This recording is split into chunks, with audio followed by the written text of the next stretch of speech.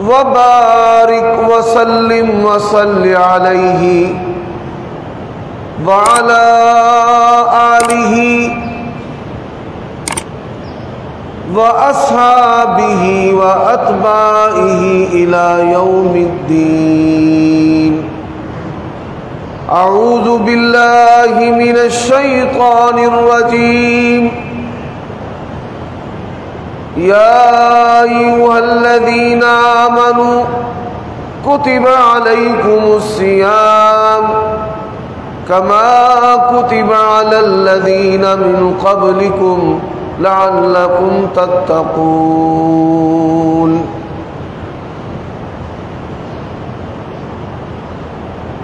عیوب اور نقائص سے منزہ و پاکیزہ تمام قسم کی حمد و ثنا اللہ وحدہ لا شریک لہ کے لیے، اور درود و سلام شفیع للمذنبین خاتم النبیین رسول کریم رؤوف الرحیم صلی اللہ علیہ وآلہ وسلم کی ذات اقدس پر۔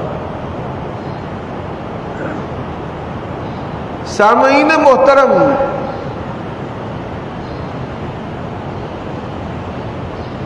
میں نے آپ کے سامنے جو آیت کریمہ تلاوت کی ہے، اس آیت کریمہ کی روشنی میں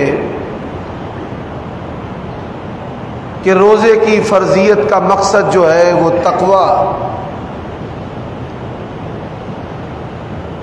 انسان جو ہے وہ کیسے متقی اور پرہیزگار بن سکتا ہے، اور اس کی کون کون سی ایسی صفات ہیں جو اللہ تبارک و تعالیٰ کو بڑی پسند ہیں، اور اگر وہ خوبیاں انسان کے اندر ہو تو اس کی زندگی تبدیل ہو سکتی ہے۔ اعمال تھوڑے ہونے کے باوجود اللہ تبارک و تعالی اس کی بخشش کر سکتا ہے۔ تو اس سلسلہ میں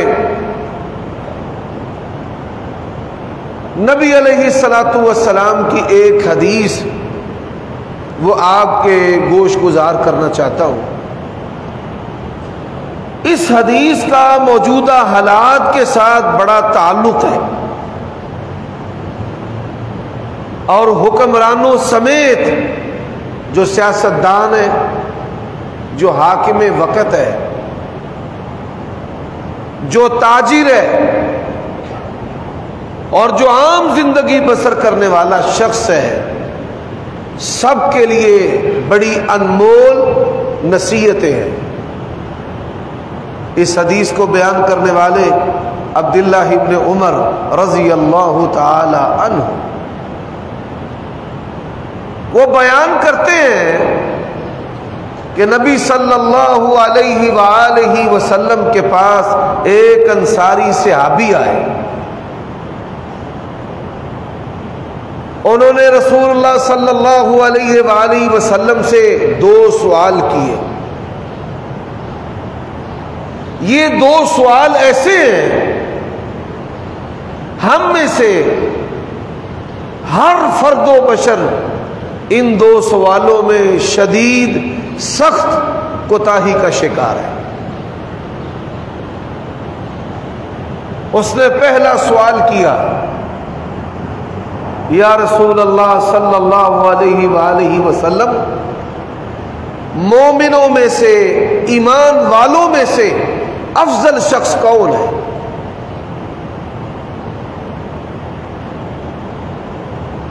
آپ صلی اللہ علیہ وآلہ وسلم نے فرمایا، ایمانداروں، مومنوں میں سے، مسلمانوں میں سے افضل شخص جو ہے جس کا اخلاق اچھا ہے۔ ہماری جو اکثریت ہے وہ بدخلقی کا شکار ہے، اور بعض لوگوں کے لیے یہ بہت بڑی آزمائش ہے۔ بیوی جو ہے وہ بڑی بدخلق ہے. یہ بات یاد رکھیں. نبی علیہ الصلوۃ والسلام نے فرمایا کہ جس بندے کی بیوی بدخلق ہو اللہ تبارک و تعالیٰ اس کی تب تک دعائیں قبول نہیں کرتا جب تک وہ اس کو طلاق نہ دے دے. یہ بدخلقی جو ہے یہ اتنا بڑا جرم ہے. اس حدیث کو بیان کرنے کا مقصد کہ اخلاق کے اندر سب سے پہلی جو چیز ہے وہ کردار شامل ہے. وضع و قطع، چال ڈھال، بولنے کا طریقہ، برتنے کا طریقہ،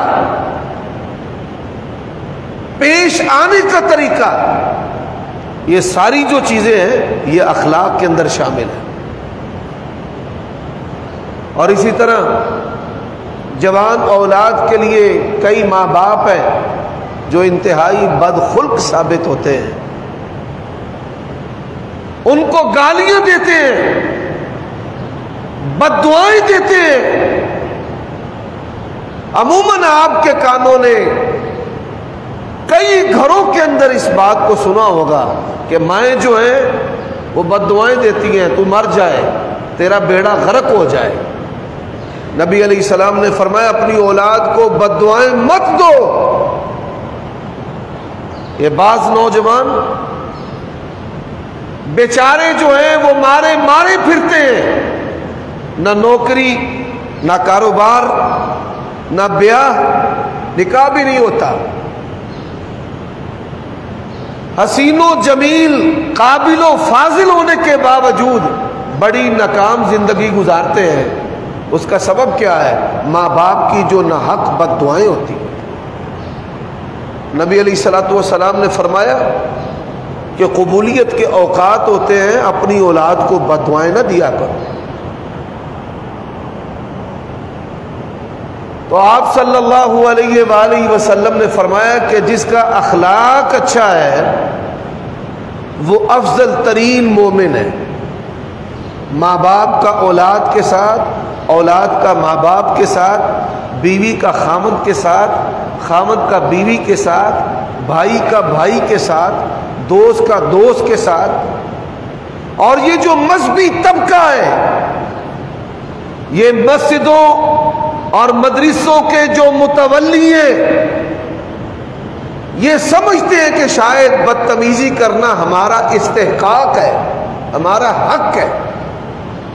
جو چاہے بول دیا اور جب چاہے بول دیا، بڑی معذرت کے ساتھ. یہ حقیقت ہے.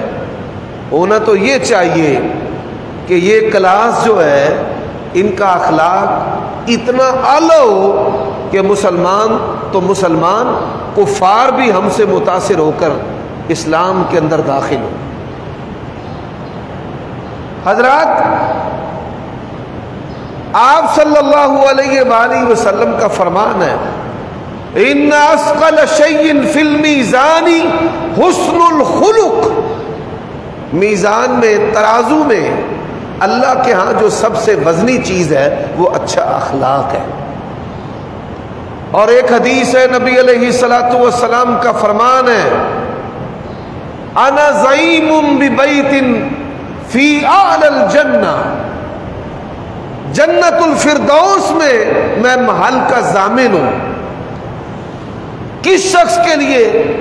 فرمایا جو اپنے اخلاق کو اچھا کر لیتا ہے، میں محمد الرسول اللہ صلی اللہ علیہ وسلم ضامن ہوں جنت الفردوس میں اس کے لیے محل. میرے بھائیوں، دوستوں،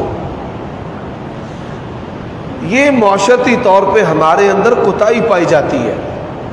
اخلاق جو ہے یہ خوشبو کی مانند ہے جو متاثر کرتی ہے اپنوں کو اور بیگانوں کو. میں ایک مثال دیتا ہوں کہ ہم رمضان کے اندر اخلاق کی کیسے دھجیاں اڑا کے رکھ دیتے ہیں. بکھیرنا تو بڑی دور کی بات ہے، اڑا کے رکھ دیتے ہیں. مساجد کے اندر بچوں کو زد و کوب کیا جاتا ہے. یہ مسجد ہے، یہاں جتنا کسی بوڑھے شخص کا حق ہے اتنا ہی بچے کا حق ہے. اگر آپ بچوں کی آوازیں اور ان کی اٹکیلیاں مسجد کے اندر برداشت نہیں کریں گے تو یہ بات یاد رکھیں، کبھی بھی آپ کی نوجوان نسل جو ہے وہ نمازی نہیں بنے گی، نہ ان کے اندر خیر آئے گی، بلکہ بچوں کو مسجد میں لانے کا حکم ہے، ہم چھوڑ کر آتے ہیں۔ ہاں، آپ بچے کو مسجد کے آداب سکھائیں۔ جب آپ بچے کو مسجد کے آداب سکھا کر مسجد میں لائیں گے تو یہ جو شور شرابہ آپ سنتے ہیں آپ کو یہ بھی سننے کو نہیں ملے گا۔ تو ہماری ترش روئی سے، سخت طبیعت سے بچے جو ہیں وہ مسجدوں سے بھاگ جاتے ہیں۔ نوجوان آتے ہیں، کوئی لڑکا جو ہے وہ تقریر سن لیتا ہے، کسی مذہبی کلپ کو سنتا ہے، وہ متاثر ہوتا ہے، اب اس کے آتے ہی سر کے بالوں سے لے کر پاؤں کی چھنریوں تک اس کا ایکس رے ہوگا۔ او کاکا، او منڈیا، اے ودے کپڑے پا کے نہ مسیتے آیا کر۔ حالانکہ ہونا تو یہ چاہیے کہ ہم اسے خوش آمدید کہیں کہ وہ مسجد میں آیا ہے، اپنے رب کے سامنے سر جھکائے، ایسے رویے کے ساتھ پیش آتے ہیں کہ وہ دوبارہ مسجد کا رخ نہ کرے۔ حضرات، اور اوپر سے یہ جو افطاریاں ہیں، ہر بندہ جو ہے وہ لپکتا ہے کہ پہلے میں لے لوں، یہ کھانا مجھے مل جائے، دوسرا محروم رہتا ہے، مرتا ہے مرے، بوٹیوں پہ چھینا جپٹی ہوتی ہے۔ یہ کون سا اخلاق ہے؟ اور آج ہماری اس گراوٹ کو دیکھ کر، کبھی وقت تھا سونا چاندی کھلا پڑا ہے، کوئی چراتا نہیں ہے، آج مسجد کے لوٹوں کو سنگلیاں مار کے رکھا ہوا ہے کہ لوٹے غائب نہ ہو جائیں۔ یہ قوم کی اخلاقی پستی کا عالم ہے، اخلاقی پستی کا۔ میرے بھائیوں دوستو، اسی وجہ سے نبی علیہ الصلوۃ والسلام نے افضل مومن، افضل مسلم اس بندے کو قرار دیا ہے کہ جو اپنے اخلاق کو بہتر کرتا ہے۔ تو تقویٰ جو ہے وہ اخلاق کو بہتر کرنے کا نام ہے۔ یہ من حیث القوم جو ہے ہمارے اندر یہ چیز پائی جاتی ہے۔ میں نے اس کی نشاندہی بھی کی ہے، ترغیب بھی دی ہے، ڈراوا بھی دیا ہے۔ اللہ تعالیٰ مجھ سمیت ہم سب کو عمل کرنے کی توفیق عطا فرمائے۔ اب یہ پہلا سوال ہے۔ اس نے دوسرا سوال کیا، پہلا سوال ہے مومنوں میں سے افضل کون ہے، اب دوسرا سوال ہے مومنوں میں سے عقل مند کون ہے، یعنی کون سا مومن آدمی جو ہے وہ دنا ہے، عقل مند ہے، زیادہ پڑھا لکھا، زیادہ تجربے والا، یا خاندان وہ بڑا تجربے والا، علم والا ہے۔ اکابرین جو ہیں ان کے کیا کہنے، علماء کا سپوت ہے، تاجروں کا سپوت ہے۔ وہ بندہ عقل مند ہے جو زیادہ پیسے کما لیتا ہے، وہ بندہ عقل مند ہے جو گاہ کی مت مار لیتا ہے؟ نہیں میرے بھائیوں، اس نے نبی علیہ الصلوۃ والسلام سے پوچھا ہے کہ عقل مند کون ہے۔ حضرات یہ بات یاد رکھیں، بڑے بڑے پڑھے لکھے آدمی، پروفیسر، علماء، معاشرے کے مختلف طبقات کے افراد، ایڈوکیٹ، ڈاکٹر، جج، وہ ڈبل شاہ جیسے فراڈیے کے پاس کیوں پھنس جاتے ہیں؟ سبب کیا ہے؟ علم بھی ہے، ڈگریاں بھی ہیں، بظاہر عقل بھی ہے، لیکن یہاں پر اس عقل کی بات ہو رہی ہے جس کا تعلق خشیت الہی کے ساتھ ہے۔ وَأَمَّا مَنْ خَافَ مَقَامَ رَبِّهِ وَنَهَى النَّفْسَ عَنِ الْهَوَىٰ فَإِنَّ الْجَنَّةَ هِيَ الْمَأْوَىٰ۔ نبی علیہ الصلوۃ والسلام نے اس سوال کے جواب میں دو باتیں ارشاد فرمائی ہیں۔ کتنی باتیں؟ دو۔ پہلی بات، فرمایا اپنی موت کو کثرت کے ساتھ یاد کرنے والا. آپ موت کو یاد نہیں کرتے، مجھے پتا ہے. کیوں نہیں کرتے؟ کیونکہ ہم نہیں کرتے. جب علماء، خطباء، ائمہ اپنی موت کو یاد کریں گے تو آپ بھی کریں گے. ہم جو جنت ہے اس کے نظارے سنا سنا کر، جنت کو بیچ بیچ کر، بغیر عمل کے، عقیدہ کی اصلاح کے جنت کے سرٹیفکیٹ تھما تھما کر، اور پھر کھانے کا بڑا بہترین انتظام ہوگا اور افطاری اور سحری ہوگی. ہم نے قوم کا ستیہ ناش کر کے رکھ دیا ہے. میرے بھائیوں دوستوں، نبی علیہ الصلوۃ والسلام نے فرمایا عقل مند بندہ وہ ہے جو اپنی موت کو کثرت کے ساتھ یاد کرتا ہے. اب میں اور آپ، ہم لمحہ بھر کے لیے سوچیں، ہم روزے دار بھی ہیں، ہم اہل حدیث بھی ہیں، ہم اہل سنت بھی ہیں، ہم مذہبی بھی ہیں، ہمارے گھروں میں پردے کا اہتمام بھی ہے، ہم رب کی راہ میں خرچ کرنے والے بھی ہیں. لیکن سوال یہ ہے کہ نبی علیہ الصلوۃ والسلام نے فرمایا کہ جو بندہ کثرت کے ساتھ اپنی موت کو یاد کرتا ہے وہ عقل مند ہے. یہ موت کو یاد کرنے والا جو عمل ہے یہ آج ہمارے اندر موجود نہیں ہے. یہ دوسری بات ہے جس کی میں نے اللہ کی توفیق سے نشاندہی کی ہے. اب ہم موت جو ہے اس کو کثرت کے ساتھ کیسے یاد کر سکتے ہیں؟ کیسے؟ سب سے پہلے نبی علیہ الصلوۃ والسلام نے فرمایا قبروں کی زیارت کرو. یہ عمل آخرت کی یاد دلانے والا ہے. آپ دیکھیے کہ میں اور آپ، ہم کتنا قبرستان میں جاتے ہیں، اپنے باپ کی قبر پر، ماں کی قبر پر، دادے اور دادی کی قبر پر. بیٹا جو ہے وہ فوت ہو گیا، ہم کتنا اس کی قبر پر جاتے ہیں.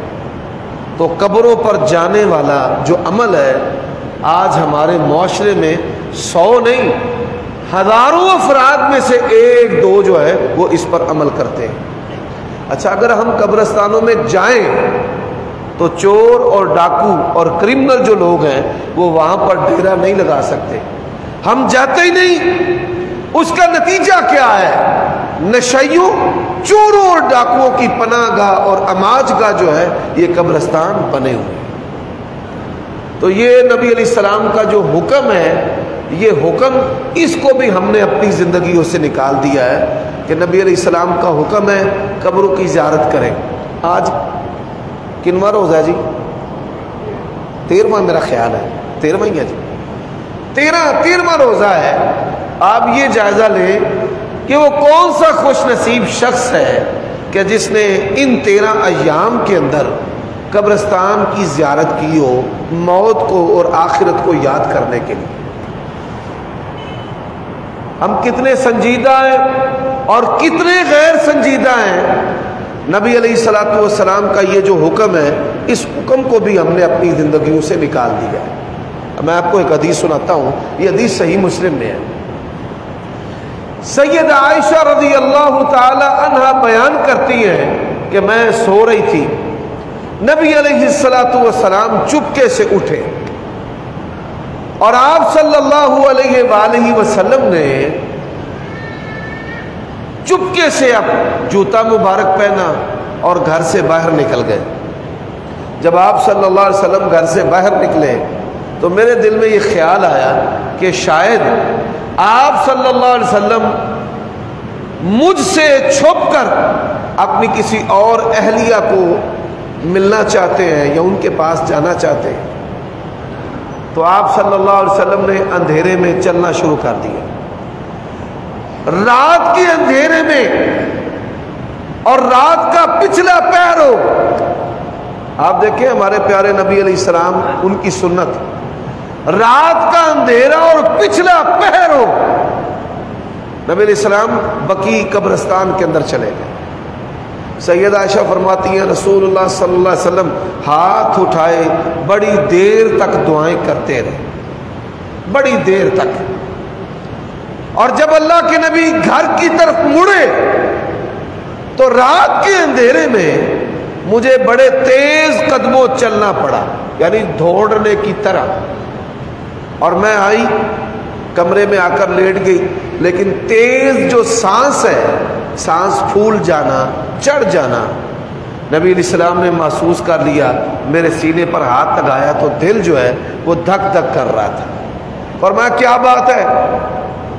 اب میں خاموش کہ میں نبی علیہ السلام کو اس وجہ سے بات نہ بتاؤں کہ آپ کیا سمجھیں گے اور کیا کہیں گے کہ میں نے اللہ کے نبی پر شک کیا ہے. فرمایا مجھے بتاتی ہے یا اللہ تبارک و تعالی مجھے بتا دے.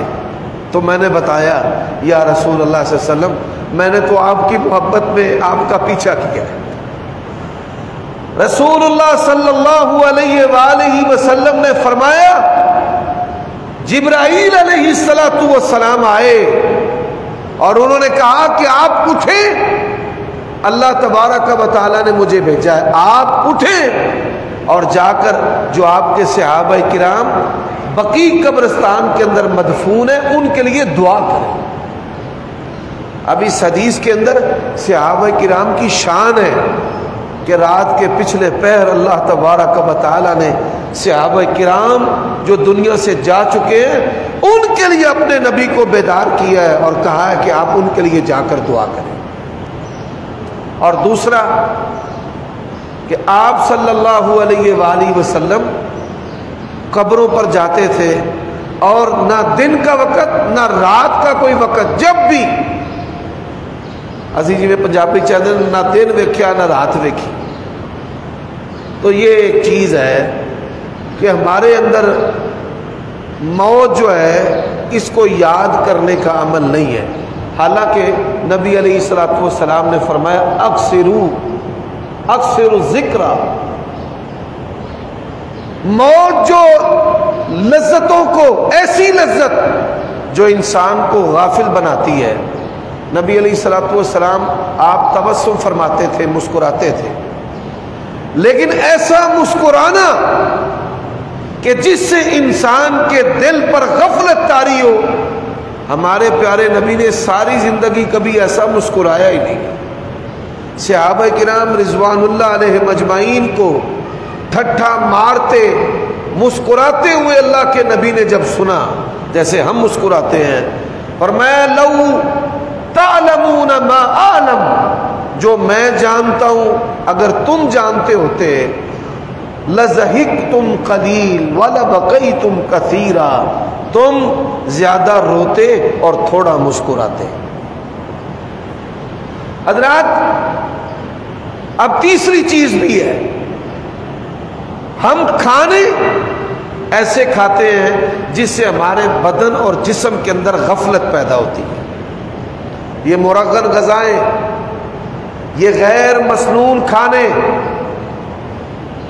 بیماریوں نے ہمیں، ہمارے معاشرے کو جکڑا ہوا ہے. بھوکا رہنے کی وجہ سے نہیں، زیادہ کھانے کی وجہ سے. یہ ہائی بلڈ پریشر ہے، یہ لو بلڈ پریشر ہے، یہ شوگر ہے، اور اسی طرح یہ دل کی نالیوں کے اندر گھی کا جم جانا جو دل کا بائی پاس ہے. یہ جتنی بھی بیماریاں ہیں، ان تمام بیماریوں کا ایک بنیادی سبب جو ہے وہ کثرت کے ساتھ کھانا ہے. یہ کثرت کے ساتھ کھانا یہ بھی انسان کے اوپر غفلت جو ہے آخرت سے اور موت سے وارد کرتا ہے. نبی علیہ السلام نے فرمایا بہترین روزہ داؤد علیہ السلام کا روزہ ہے. ایک دن روزہ رکھتے تھے، ایک دن چھوڑتے تھے.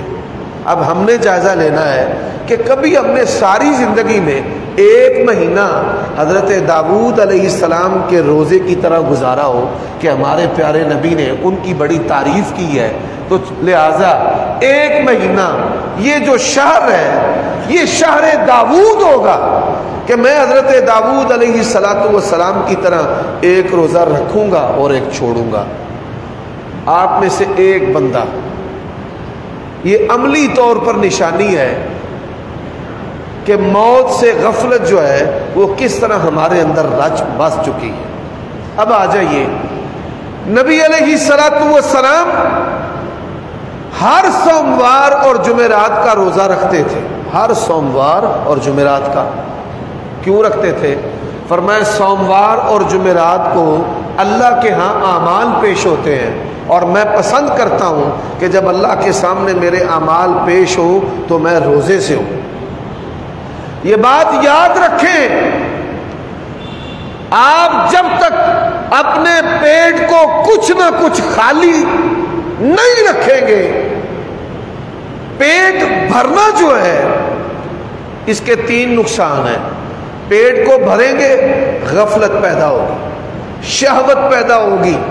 یہ جو زنا اور برائی اور بے حیائی ہے اس کا سبب بہت زیادہ کھانا بھی ہے، شہوت پیدا ہوتی ہے. نبی علیہ السلام نے فرمایا ہے جوانوں نکاح کرو، اور اگر نکاح نہیں کر سکتے تو تسلسل سے یعنی مسلسل روزے رکھتے چلے جاؤ. بھوکے رہنے سے انسان کی جو جنسی قوت ہے وہ ماند اور کمزور پڑ جاتی ہے. تو زیادہ کھانے سے انسان غافل ہوتا ہے، تراویحیں چھوٹ جاتی ہیں، نیند آتی ہے. میں نے دیکھا ہے کئی لوگ افطاری کرتے ہیں، افطاری کرنے کے بعد سو جاتے ہیں اور پھر ہم سے مسئلے پوچھتے ہیں جی میں جب افطاری کرتا ہوں مجھے اتنی نیند آتی ہے کہ فرض نماز بھی گئی اور تراویحیں بھی گئی، سو جاتے ہیں. تو یہ غفلت ہے. پھر اس کے بعد زیادہ پیٹ بھریں گے شہوت پیدا ہوگی، زیادہ پیٹ بھریں گے. تیسرا جو نقصان ہے زیادہ پیٹ بھرنے کا، میرے بھائیوں دوستو اللہ کے لیے غور کرنا، انسان کا دل جو ہے وہ سخت ہوگا، غفلت آئے گی، شہوت آئے گی اور عبادات سے دوری آئے گی. عقل اس کی صحیح کام نہیں کرے گی. یہ ساری جو چیزیں ہیں، غفلت آئے عقل کام نہیں کرے گی، شہوت آئے عقل کام نہیں کرے گی. تو نبی علیہ السلام نے فرمایا موت کو یاد کرنے والا جو ہے وہ بہترین عقل مند مومن ہے. تو میں نے اس بات کی نشاندہی کی ہے کہ ہم اپنی موت کو یاد نہیں کرتے، اور یاد نہ کرنے کا جو سبب ہے وہ غفلت ہے. اور پھر اسی طرح یاد نہ رکھنے کا سبب جو ہے وہ اپنے پیٹ کو بہت زیادہ نعمتوں سے بھر لینا. نبی علیہ السلام نے حضرت ابو ہریرہ رضی اللہ تعالی عنہ کو یہ وصیت کی تھی. فرماتے اوصانی خلیلی، رسول اللہ صلی اللہ علیہ وسلم نے مجھے وصیت کی کہ 3 روزے ہر مہینے تو نے چھوڑنے نہیں ہیں. یہ 3 روزے ہر مہینے چھوڑنے نہیں. یہ کون سے روزے ہیں؟ یہ ایام 20 کے روزے ہیں. اب یہ بھی سوال ہے، آپ زندگی میں پہلی مرتبہ سن رہے ہوں گے کہ ایام 20 کیا ہے. ایام 20 13 اور 14 اور 15، چاند کی 13 تاریخ، 14 تاریخ اور 15 تاریخ. فرمایا یہ 3 روزے تو نے نہیں چھوڑنے. اس کا فائدہ کیا ہے؟ اس کا فائدہ ہے کہ اللہ تبارک و تعالی تیرے پورے مہینے کے گناہ معاف کر دے. میرے بھائیوں حدیث کا اگلا ٹکڑا ہے، نبی علیہ السلام نے فرمایا عقل مند مومن وہ ہے جو اپنی زندگی کے اندر اپنے مرنے کی تیاری کر لیتا ہے. اپنی زندگی کے اندر کیا تیاری کر لیتا ہے؟ بولیے، مرنے کی. ہم اس بات کا جائزہ لیں کہ ہم میں سے جتنے بھی یہاں پہ افراد بیٹھے ہیں میرے سمیت، اگلے ہی لمحے اگر ہمیں بلاوا آ جائے کل نفس ذائقۃ الموت، بچے بھی مرتے ہیں، جوان بھی مرتے ہیں، بوڑھے بھی مرتے ہیں. حضرات آج کل ہم جو جنازے پڑھا رہے ہیں بوڑھوں کی نسبت جوان جو ہیں ان کی اموات زیادہ ہو رہی ہیں. جوان میتیں زیادہ ہیں، کسی بھی وقت بلاوا آ سکتا ہے. بیماریاں ہی ایسی ہیں، توبہ کا وقت ہی نہیں ملتا. اللہ کے نبی علیہ الصلوۃ والسلام نے ایسی موت سے بھی اللہ کی پناہ طلب کی ہے کہ جس کے اندر توبہ نہ ہو. اچانک کیا ہوا جی؟ برین ہیمرج ہو گیا بندہ مر گیا ہے، ہارٹ اٹیک ہو گیا جی بندہ مر گیا ہے، ابھی ادھر تھا اور ابھی ادھر تھا بندہ مر گیا ہے۔ اچھا جی ہماری مرنے کی تیاری کیا ہے؟ ذرا غور کیجئے گا اس بات کو۔ نبی علیہ الصلوۃ والسلام کا فرمان ہے من احب لقاء اللہ احب لقاءہ۔ علماء بیٹھے ہیں غور کیجئے گا، من احب لقاء اللہ احب لقاءہ، اور میں جو اللہ سے ملنا پسند کرتا ہے نا اللہ تعالیٰ بھی اس سے ملنا پسند کرتا ہے، اور جو اللہ سے ملنا ناپسند کرتا ہے یعنی مرنا ناپسند کرتا ہے۔ اللہ سے ملنا کون بندہ پسند کرتا ہے؟ جو زنا فواحش بے حیائی سے دور ہے، جو کسی کا مال نہیں مارنے والا۔ اللہ سے ملنا کون پسند کرتا ہے؟ جو ماں باپ کا گستاخ نہیں ہے۔ اللہ سے ملنا کون پسند کرتا ہے؟ جو اولاد کا قتل نہیں کرتا۔ الٹرا ساؤنڈ کیا لڑکی ہے حمل گرا دیا۔ اللہ تبارک و تعالیٰ کو ملنا کون پسند کرتا ہے؟ جو نشہ نہیں کرتا۔ ایسے بندے جو ہیں اللہ تبارک و تعالیٰ کو ملنا پسند کرتے ہیں، اور جس کے دل کے اندر دنیا کی محبت ہے، اور جس نے مال جمع کیا ہے، مال جمع کیا ہے، اس کا دل نہیں چاہتا کہ میں نے اتنی محنت سے مال جمع کیا ہے اور اتنا عالی شان گھر یہ سب کچھ چھوڑ کر ادھر سے چلا جاؤں گا۔ میرے بھائیوں ایک بات سن لینا، جب بندے مرتے ہیں جسموں پر نیل کے نشان بن جاتے ہیں، جیسے کسی نے ڈنڈوں کے ساتھ مارا ہے، ہاں مارا ہے۔ کس نے؟ اللہ کا قرآن کہتا ہے فرشتے یضربون وجوہہم وادبارہم اخرجوا انفسکم اليوم تجزون عذاب الہون۔ فرشتے ان کے جسم پر مارتے ہیں، جسم روح چھوڑتا نہیں ہے، مرنے کو دل نہیں کرتا، مرنے کو دل نہیں کرتا، اور فرشتے پھر مار کر اس کی روح نکال کر لے جاتے ہیں۔ تو دو باتوں کی میں نے نشاندہی کی ہے، من حیث القوم، نہ ہمارے اندر اچھا معیاری اخلاق ہے، اور من حیث القوم، نہ ہم موت کو یاد کرتے ہیں، اور نہ ہی زندگی کے اندر مرنے کی تیاری۔ میرے بھائیوں دوستوں، عبداللہ ابن عمر کہتے ہیں کہ آپ صلی اللہ علیہ وآلہ وسلم، عبداللہ بیٹھ جائیں نہ چھوڑیں، چھوڑ دیں جیسے ہے رہنے۔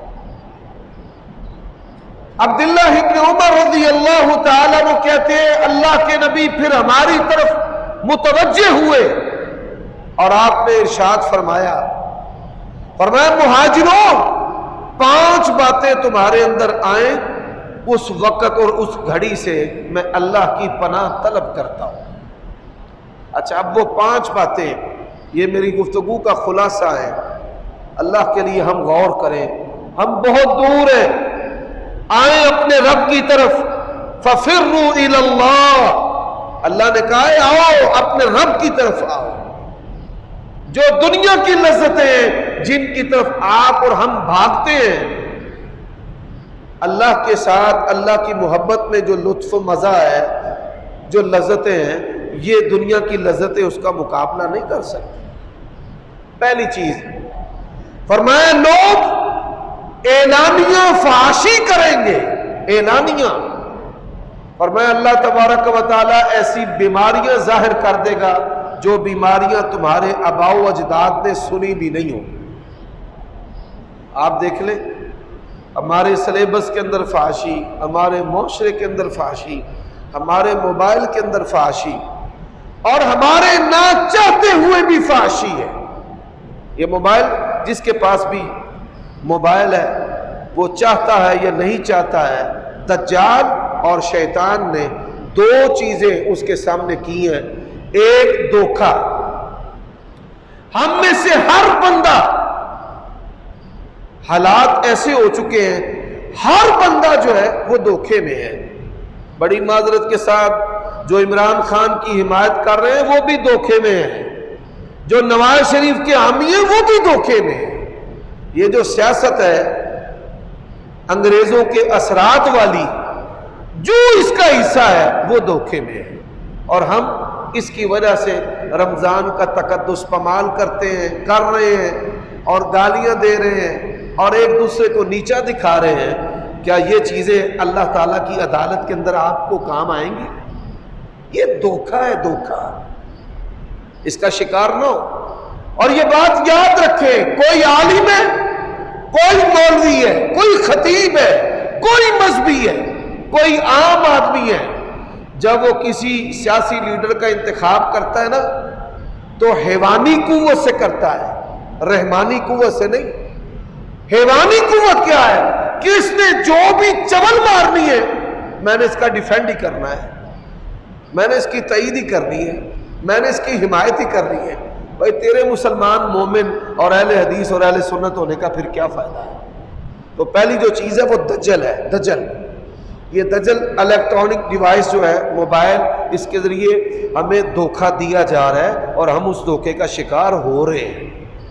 نمبر 2، فحاشی عریانی۔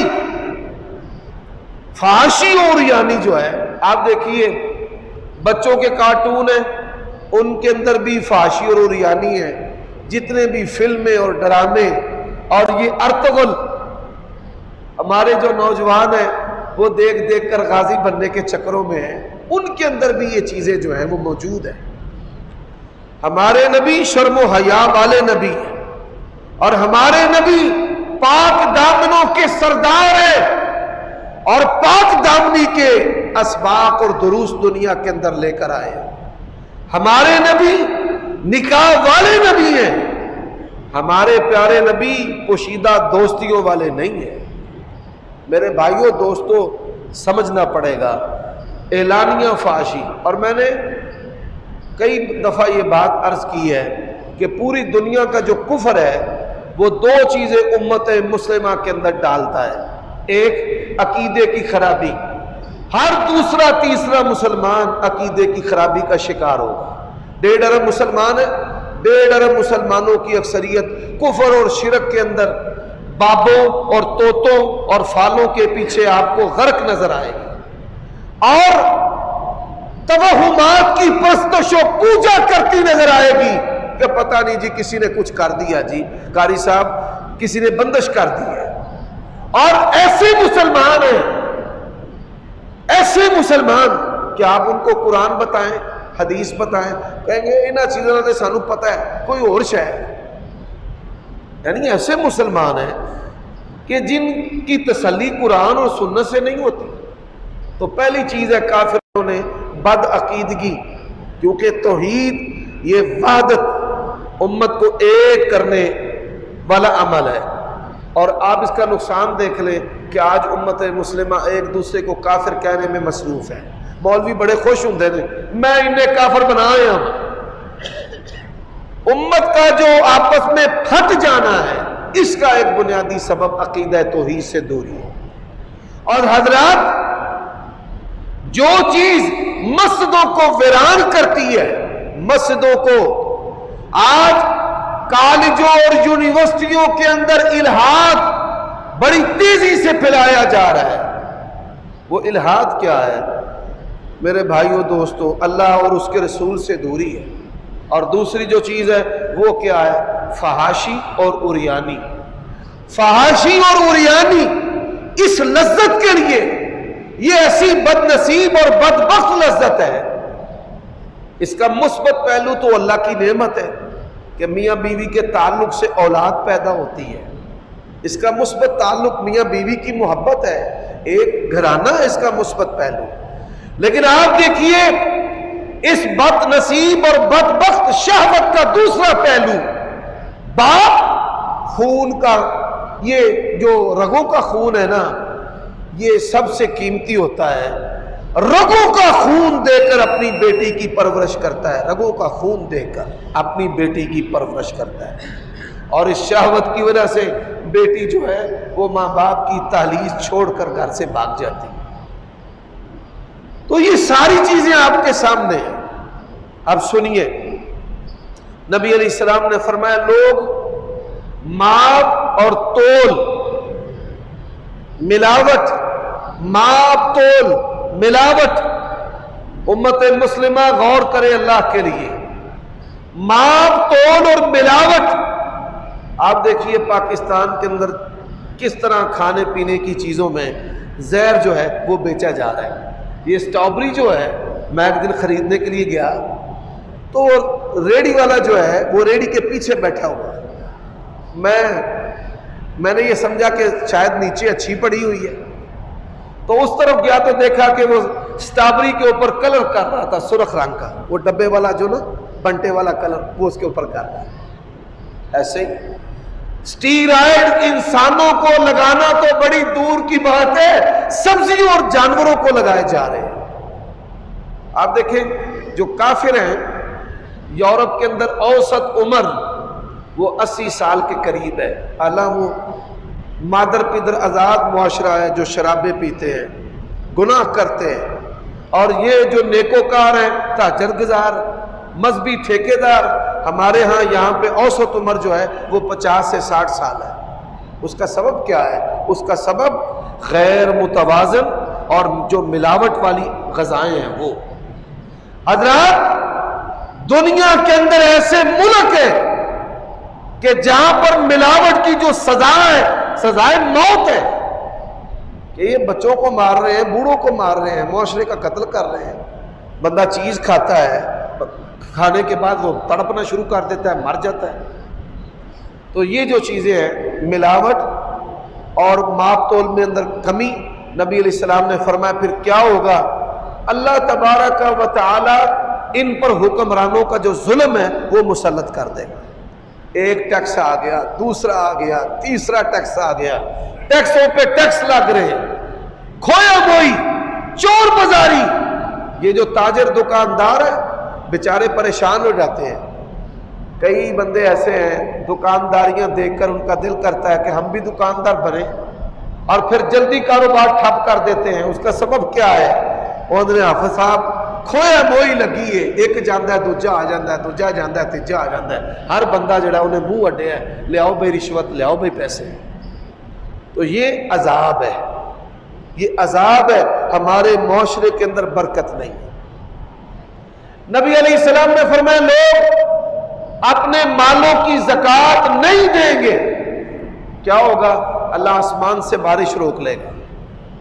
ये बेवकत जो बारिशें हैं अल्लाह की नाराजगी की अलामत है। जब बारिश की जरूरत नहीं तब बारिश होती है।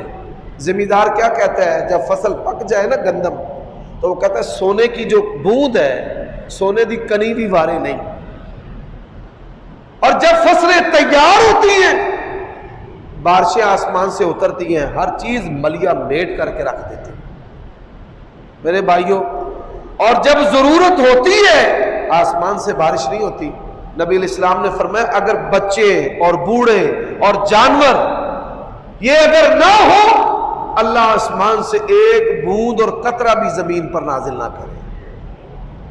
अब आइए, दो बातें हैं जो हुक्मरानों से ताल्लुक रखती। फरमाया अल्लाह तबारक व तआला और उसके रसूल से किए हुए मुआहदे तोड़ देंगे। अल्लाह इनका दुश्मन इनके ऊपर मुसल्लत करेगा, वो इनकी चीजें अपने कब्जे में ले लेंगे। आप देखें स्विस बैंकों में मुसलमानों की दौलत पड़ी है।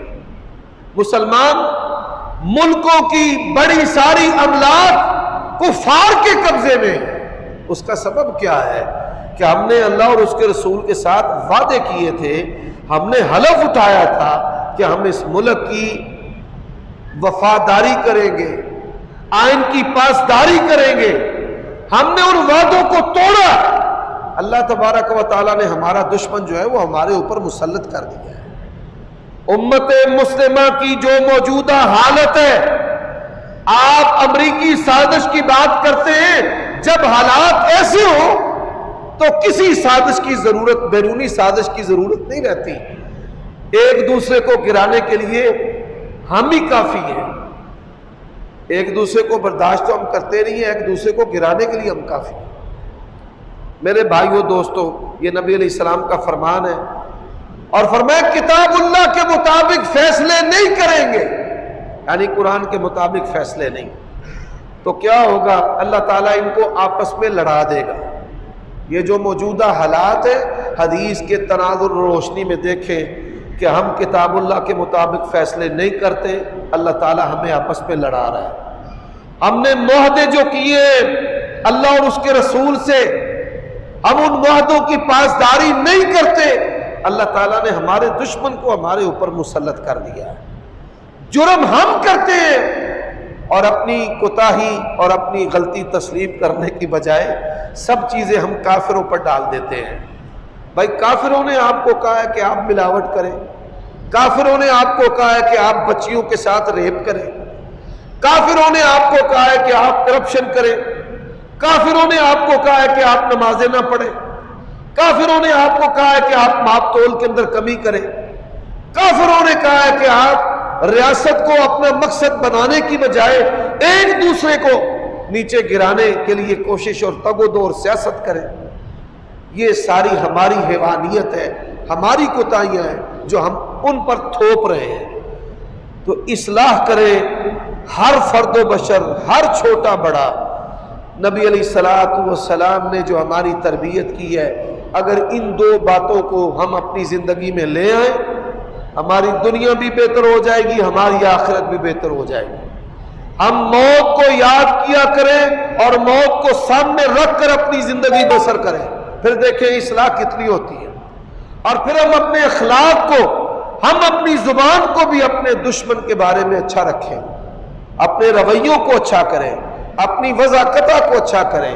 بیویاں اپنے خاندوں کے حق میں اچھی ہو جائیں، قیامت کی نشانیوں والی عورتیں مت بنیں۔ جوان اولاد کے حق میں ماں باپ نرم ہو جائیں، اپنے آپ کو فرعون نہ سمجھیں۔ اللہ نے آپ کو باپ بنائے، اللہ نے آپ کو اولاد کا رب نہیں بنایا۔ تو یہ تبدیلیاں ہمیں اپنی زندگی میں لانا پڑیں گی۔ اللہ تعالیٰ مجھے اور آپ کو عمل کی توفیق عطا فرمائے۔